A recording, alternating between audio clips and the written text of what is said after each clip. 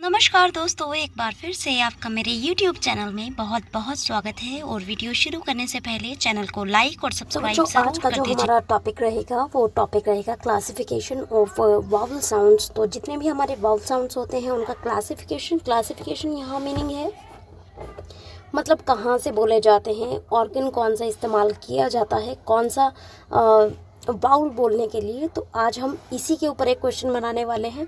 तो इसमें काफ़ी क्वेश्चंस आपके कवर होते हैं। वाउल से रिलेटेड कोई भी अगर क्वेश्चन आपको आ जाए तो मैंने यहाँ पर आपको 2 क्वेश्चंस करवाए हैं। इन दोनों में से एक ज़रूर आपको लिख कर आना है। और यहाँ पर जितने भी फिगर्स मैंने बनवाए हैं वो बहुत ज़रूरी हैं। अगर आप वो करके आते हो तो श्योर आपके बहुत अच्छे मार्क्स आएंगे।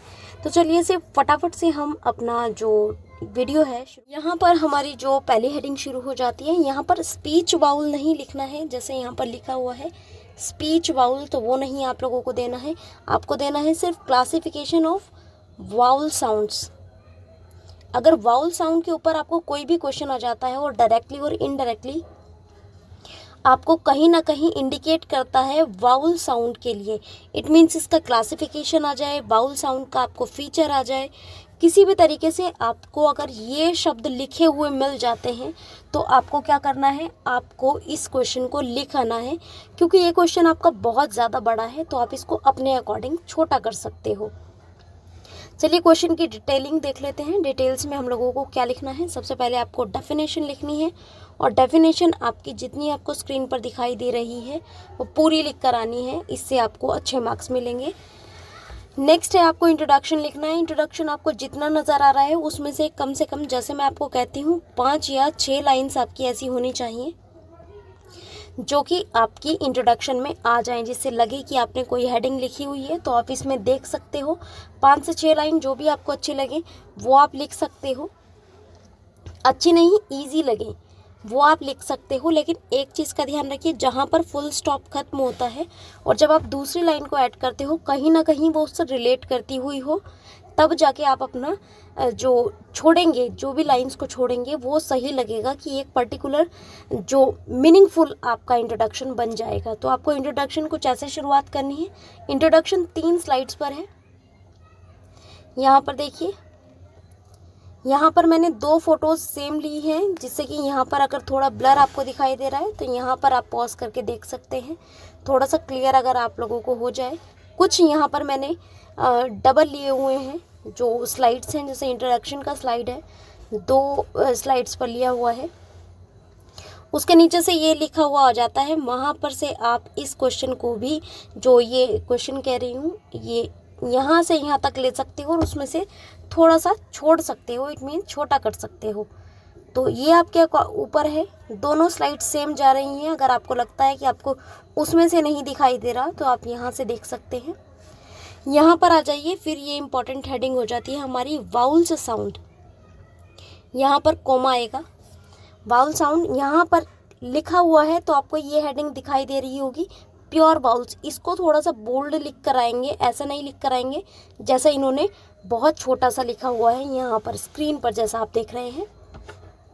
यहाँ पर आप ये वाली लाइन बहुत इंपॉर्टेंटली लिखेंगे। There are 26 alphabets but it has 44 sounds and it has 20 vowel sounds. ये आपको लाइन ज़रूर लिखनी है। अगर आपको ये वाला अपना हेडिंग शुरू करना है तो आप यहाँ से भी कर सकते हो, आप इस लाइन को छोड़ सकते हो। लेकिन अगर ये इजी है, लिखना चाहो आप लिख सकते हो, मार्क्स गेनिंग रहता है, प्रॉब्लम कोई नहीं है।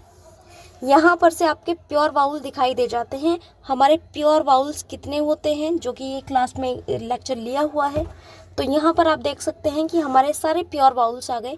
एक चीज़ का ध्यान रखिए, एक तो आपको ये वाउल्स दिखाने हैं और उसके साथ आपको कम से कम ये एग्जाम्पल लिख कर आने हैं, जिससे कि आपको क्या हो जाएगा, आपको अच्छे मार्क्स मिलेंगे। अगर आपको ये याद नहीं होता इसको आप हटा सकते हो, लेकिन अगर याद हो जाए तो बहुत अच्छी बात, नहीं होता तो आपको ये वाली लाइन और ये एग्जाम्पल वाली लाइन ज़रूर लिख कर आनी है।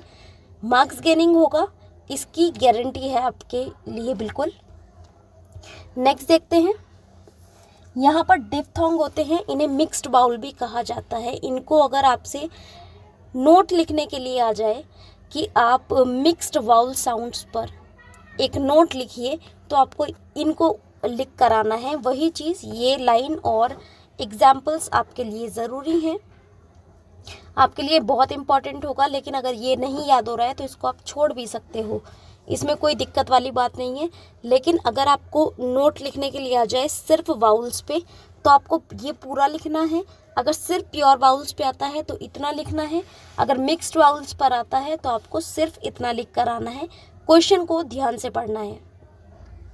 फिर यहाँ पर देख लेते हैं कि हम लोगों को आगे, अब देखिए थोड़ा सा डिटेलिंग देख लेते हैं कि हम इस डिस्क्रिप्शन को और कैसे पढ़ सकते हैं। तो यहाँ पर देखिए सबसे पहले आपको ये हेडिंग डालनी है, और अगर इसमें भी आपको कन्फ्यूजन आप लोगों को लग रहा है तो detail description the vowel in English of the vowels in English, तो आपको ये हेडिंग रखनी है और कम से कम यहाँ से स्टार्ट कर देना है। Vowel sound, pure vowels are further classified into 3 categories.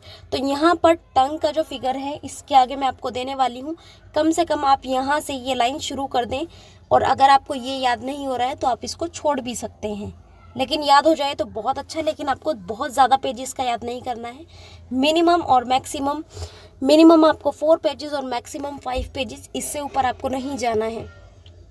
ये फिगर आपके सामने है जो आप देख रहे हैं, इसको बस एज इट इज़ अगर आप लिख आते हो तो आपके लिए बहुत इंपॉर्टेंट फिगर है ये। वाउल्स के ऊपर कोई भी क्वेश्चन आ जाए आपको ये फिगर बना कर आना है, ये बहुत मार्क्स गेनिंग है। तो आप अगर ये फिगर बना कर आ जाते हो तो आपको कहीं ना कहीं मार्क्स मिल जाने हैं। नेक्स्ट देखते हैं, यहाँ पर इनकी डेफिनेशन लिखी है। अब आप सोचोगे फ्रंट वाउल कौन सा है, तो जिस तरह यहाँ पर फिगर में लिखा है फ्रंट, सेंट्रल और बैक, उसी तरह यहाँ पर इनकी डिटेलिंग दी गई है। जिस तरह यहाँ पर हेडिंग डाली हुई है फ्रंट, जिसको आप ब्लैक पेन से लिख कर आओगे, बैक वाउल्स, और इसके बाद आपका सेंट्रल वाउल आ जाता है। ये एक एक लाइन की इनकी डेफिनेशन है, वो आपको लिख कर आनी है। और यहाँ देखिए अब यहाँ पर डिटेलिंग शुरू हो जाती है वाउल्स की।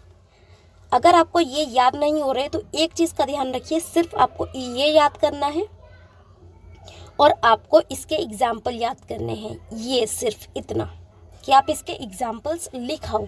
अगर आप इतना लिखाते हो तो आपके लिए बहुत अच्छा हो जाता है। ये जो एग्जाम्पल्स यहाँ पर दिए हुए हैं ना, ये एग्जाम्पल्स आपको याद करने हैं और ये लिख कर आ जाने हैं। इन स्लाइड्स में आपको यही दिखाई देगा। नेक्स्ट स्लाइड, आप इसको ये देखिए, यहाँ पर आपको 2 डॉट्स दिखाई दे रही होंगी इसके साथ, और जब आप आगे देखेंगे यहाँ पर डॉट्स नहीं है, तो इनको एक नहीं समझना है। ये अलग अलग स्लाइड्स पर है और अलग अलग है, तो आप इनको अलग अलग ही याद करोगे। एग्जाम्पल्स लिख कर आ जाने हैं यदि आपको ये याद नहीं होता।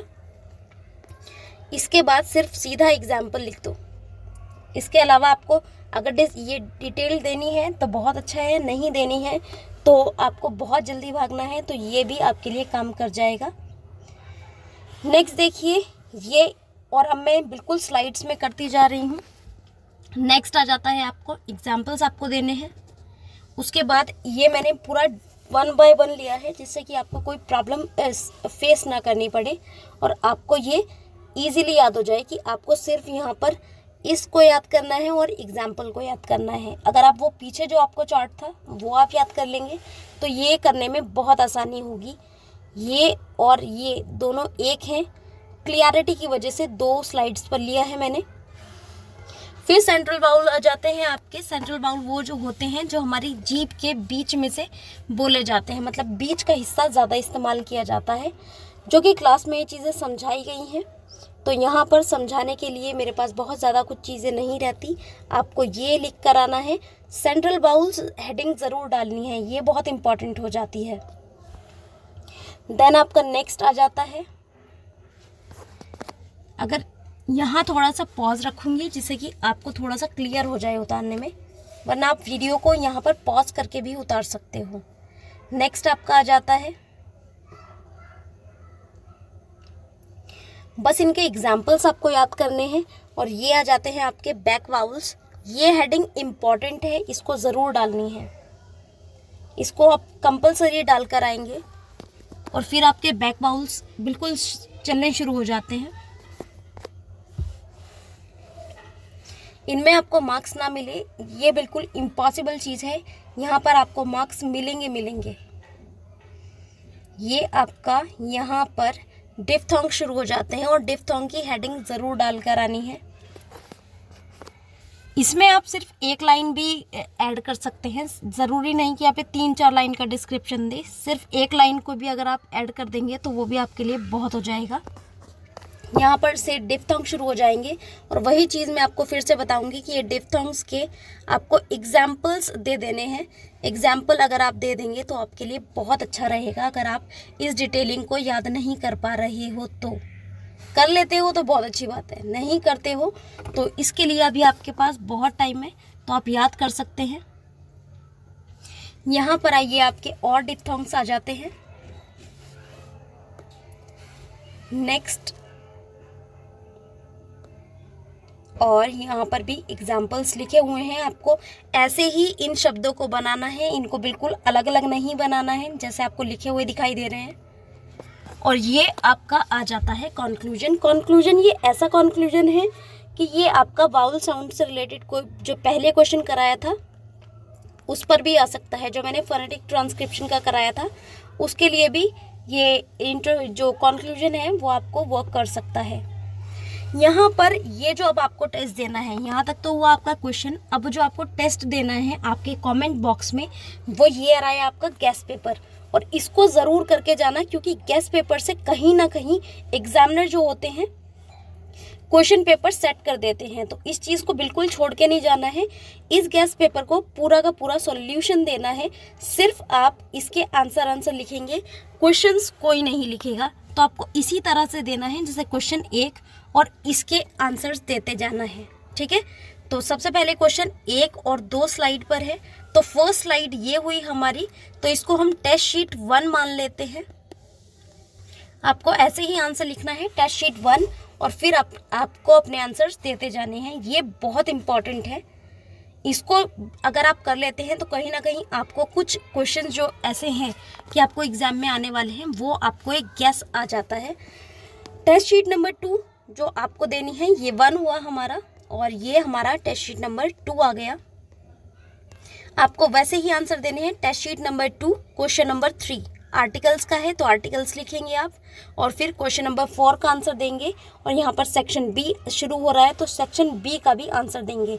इसको ध्यान से पढ़िए, ये 3 जो पार्ट्स हैं उसमें डिवाइड होगा। और यहाँ पर देखिए, अटेम्प्ट एनी 2 पार्ट्स, सिर्फ आपको 2 पार्ट को अटेम्प्ट करना है। तो इसी तरह आप जैसे अपना एग्ज़ाम में देंगे तो आपको एक आइडिया हो जाएगा कि आपको किस तरह से अपना एग्ज़ाम देना है। ये बहुत ज़रूरी है आपके लिए।